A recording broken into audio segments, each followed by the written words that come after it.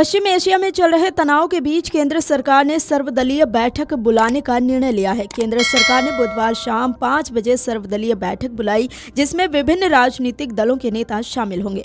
इसी बीच लोकसभा में नेता विपक्ष राहुल गांधी ने 25 मार्च को होने वाली सर्वदलीय बैठक में मौजूद नहीं रहने की बात कही। संसद परिसर में पत्रकारों से बातचीत के दौरान कांग्रेस सांसद राहुल गांधी ने कहा कि वो केरल में चुनावी कार्यक्रम के चलते इसमें हिस्सा नहीं ले पाएंगे। नहीं, अब मैं तो वहाँ नहीं हूँगा क्योंकि मेरा तो केरला में प्रोग्राम है। देखिए, ठीक है, ऑल पार्टी मीटिंग बुलाई है, डिबेट होना चाहिए, बट आपने स्ट्रक्चरल गलती कर दी है।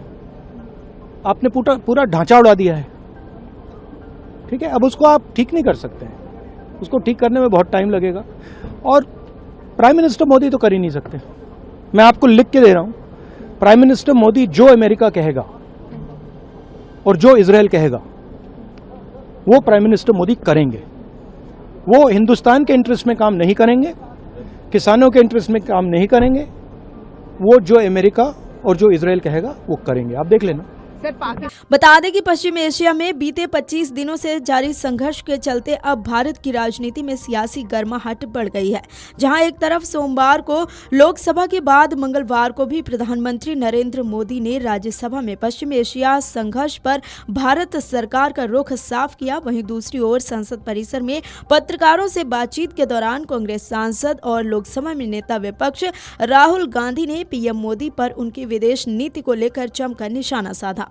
पत्रकारों से बातचीत के दौरान राहुल गांधी ने कहा कि भारत की विदेश नीति अब प्रधानमंत्री नरेंद्र मोदी की निजी विदेश नीति बन गई है। इस बात का असर हम देख पा रहे हैं कि ये एक मजाक बनकर रह गया है। पूरी दुनिया इसे मजाक मानती है। राहुल गांधी ने एक बार फिर पीएम मोदी पर अमेरिकी राष्ट्रपति डोनाल्ड ट्रंप के नियंत्रण में होने का आरोप लगाया।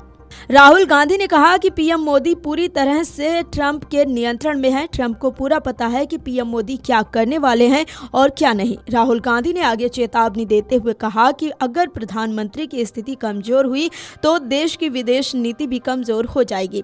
उन्होंने निशाना साधते हुए कहा कि अमेरिका के साथ व्यापार समझौता कर लिया, कल संसद में बेतुका भाषण दे लिया, इससे भारत के प्रधानमंत्री के रूप में कोई ठोस रुख नहीं दिखाई दिया। इसके साथ ही उन्होंने कहा कि पीएम मोदी के इन कारणों के चलते आम जनता को मुश्किलों का सामना करना पड़ा, जैसे कि एलपीजी और पेट्रोल की बढ़ती कीमतें। राहुल गांधी ने याद दिलाया कि पीएम मोदी ने हालातों को कोविड जैसी स्थिति से जोड़कर बताया, लेकिन उन्होंने ये नहीं बताया कि कोविड के दौरान कितनी जानें गईं और कितनी त्रासदियां हुई हैं।